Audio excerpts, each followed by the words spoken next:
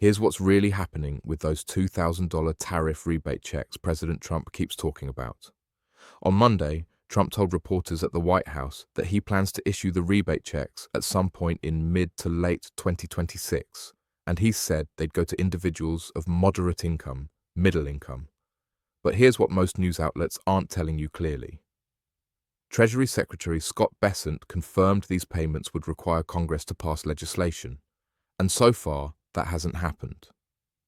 In July, Republican Senator Josh Hawley introduced the American Worker Rebate Act for a stimulus check, but the idea has fallen flat. The real question isn't just who qualifies, it's whether these checks will happen at all. According to speculators betting on the odds market site Koshi, there's now just a 2% chance that Americans will receive such a check anytime soon. In this video, we're cutting through the political promises and showing you the actual facts about eligibility, timing, the Supreme Court case that could derail everything, and what budget experts say about whether the math even adds up. So, let's break down what's actually going on here, because this whole situation is a lot more complicated than a simple "you're getting a check" story. The president said Americans can expect the checks around mid-2026, which is interesting timing when you think about it, because that's right before the midterm elections.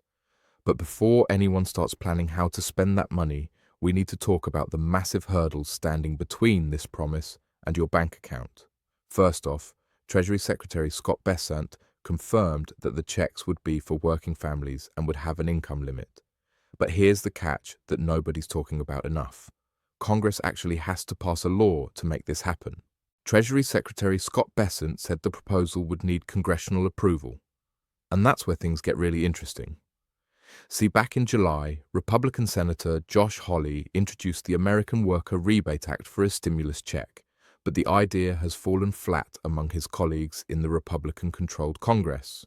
Let that sink in for a moment. Even Republicans in Congress aren't jumping on board with this idea, and they're supposed to be on the same team as the president. Now, you're probably wondering who would actually qualify for these checks if they ever do happen. Erica York, an economist at the Tax Foundation, said that if Trump were to make the dividend payments available to everyone earning $100,000 or less, the policy would affect about 150 million Americans, or roughly $300 billion in dividends. That's a staggering number, and it immediately raises questions about where all that money is supposed to come from. The government keeps talking about all this tariff revenue coming in, but let's look at the actual numbers here. As of September, about $195 billion has been collected from the tariffs. And that sounds like a lot of money until you start doing the math on what these checks would actually cost. Here's where the story gets even more complicated. There are basically two different versions of what these checks might look like floating around out there. One version comes from that Hawley bill I mentioned earlier. If enacted, the American Worker Rebate Act of 2025 would provide at least $600 per adult and dependent child, or $2,400 for a family of four. That's the lower estimate. But Trump himself has been talking about $2,000 checks, which is a completely different ballgame financially. The big question is whether it's $2,000 per person or $2,000 per family. And that distinction makes an enormous difference in how much this would cost. Let's talk about eligibility for a minute, because this is where things start to look familiar. If you remember the stimulus checks from the pandemic, that income threshold is $150,000 for those filing a joint return, $112,500 for those filing as a head of household, and $75,000 for a single taxpayer. Sound familiar? That's because those are the exact same income levels that were used for the COVID stimulus checks. In the first two rounds of checks, individuals making up to $75,000 a year and married couples making up to $150,000 were eligible for the full amount. So, if you got the full COVID stimulus checks back in 2020 and 2021, you'd probably qualify for these tariff rebate checks too, assuming they ever materialize. But here's something that should worry everyone. Regardless of whether you'd qualify for a check or not, there's a massive legal challenge brewing that could derail this entire thing before it even gets started. The Supreme Court is currently deciding whether Trump even had the legal authority to impose all these tariffs in the first place. Over the course of an argument that lasted almost 3 hours, both the court's conservatives and liberals seemed doubtful about the legal authority underpinning Trump's signature economic policy. Think about that for a second. This isn't just the liberal justices questioning the president's authority. Conservative justices are raising serious concerns too. Chief Justice John Roberts told Solicitor General John Sauer in no uncertain terms that tariffs are the imposition of taxes on Americans, and that has always been the core power of Congress. When the Chief Justice of the Supreme Court is telling the government's lawyer that they're trampling on Congress's constitutional power to levy taxes, that's a huge red flag. And it gets even more interesting when you look at what some of the other conservative justices said. Justice Amy Coney Barrett said, "It's pretty clear that Congress was trying to constrain the emergency powers of the president, not expand them." These are Trump-appointed justices, mind you, and they're not buying the administration's legal arguments. So, what happens if the Supreme Court rules against the tariffs? Well, Justice Amy Coney Barrett asked about how to return the billions of dollars already paid by US businesses in order to comply with the Trump tariffs, saying, "If you win, tell me how the reimbursement would work." And when the lawyer tried to explain, Barrett responded with just 2 words that sum up the whole mess. So, a mess. That's a Supreme Court justice basically saying that unwinding all of this would be a nightmare. And Treasury Secretary Scott Bessent estimated that if the top court goes against the administration, the US would have to give a refund on about half the tariffs, which would be devastating for the government's finances. Now, let's talk about the elephant in the room, which is whether the math on these rebate checks even works.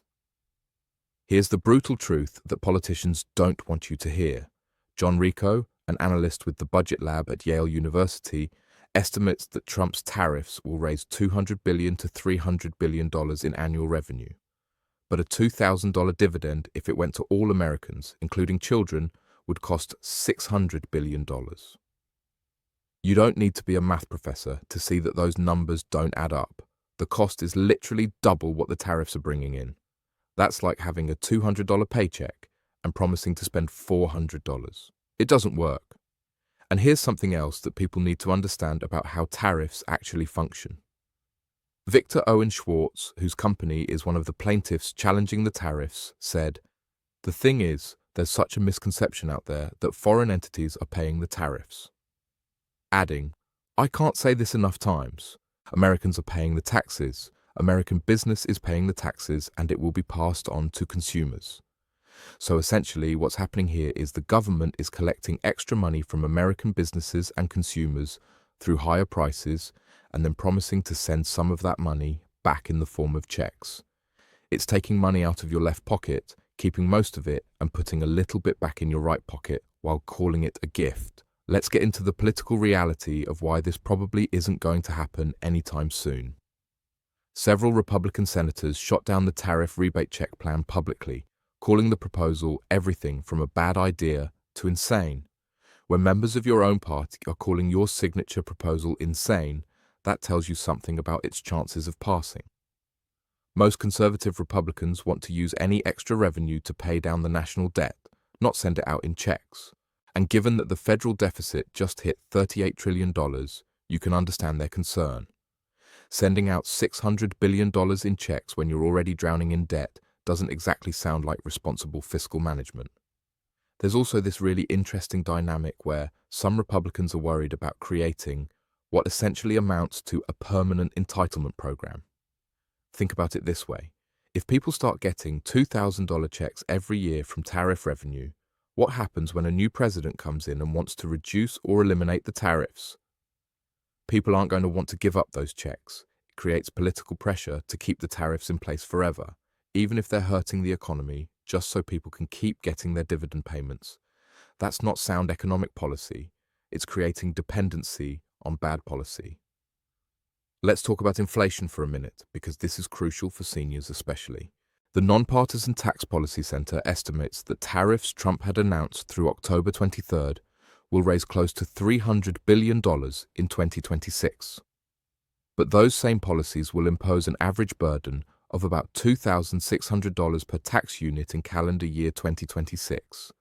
So even if you get a $2,000 check, the tariffs are costing you $2,600 in higher prices. You're actually losing $600 in this deal. That's not relief. That's just clever accounting to hide the fact that you're paying more than you're getting back. And seniors need to be particularly concerned about the inflation aspect of this. Economists are warning that sending out hundreds of billions of dollars in checks could actually make inflation worse, which would erode the purchasing power of your Social Security benefits and any savings you have. When everyone suddenly has extra money to spend, but the same amount of goods and services are available, prices go up. It's basic economics. So, while politicians are promising you a $2,000 check, they're not mentioning that your grocery bills, prescription costs, and utility bills could all go up by even more than that. Here's another thing that should concern everyone about the timeline. Trump said Americans can expect the checks around mid-2026, which just happens to be a few months before the midterm elections in November 2026. That's not a coincidence. Politicians love to send out money right before elections because they think it'll help them get votes. But that also means if there are any delays or complications, or if Congress doesn't pass the necessary legislation quickly enough, those checks might conveniently show up just in time for voters to head to the polls. That's politics, not policy. The White House keeps insisting they're committed to making this happen. White House Press Secretary Caroline Leavitt said, "The White House is committed to making that happen." Yes, and we are currently exploring all legal options to get that done. But notice that phrase, exploring all legal options. That's political speak, for we don't actually have a clear path to making this happen right now. If they had a solid plan, they'd be announcing specifics, not saying they're exploring options.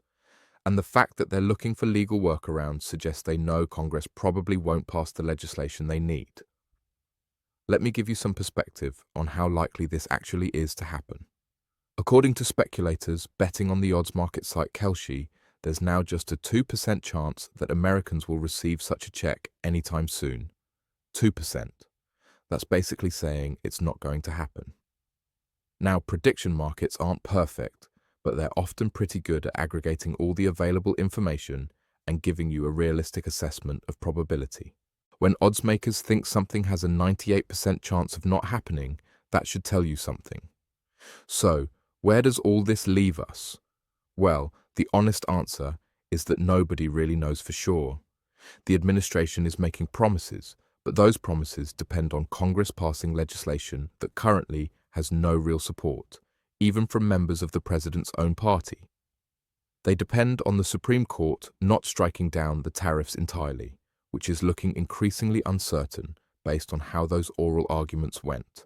And they depend on the math somehow working out, even though every independent analysis shows that the revenue from tariffs doesn't come close to covering what these checks would cost. What seniors really need to focus on right now is not counting on money that probably isn't coming. Instead, pay attention to how tariffs are affecting your daily expenses. Are your prescriptions getting more expensive? Is your grocery bill going up? Are the products you regularly buy costing more? Those are the real impacts you need to be aware of, because whether or not you ever see a rebate check, you're paying those higher costs right now. The bottom line is this: be extremely skeptical of any political promise that sounds too good to be true, especially when the people making the promise can't explain how they're actually going to make it happen. If someone tells you they're going to send you $2,000, but they need Congress to pass a law first, and Congress isn't interested in passing that law, and oh, by the way, the Supreme Court might strike down the whole thing anyway, then you're probably not getting that $2,000. It's that simple.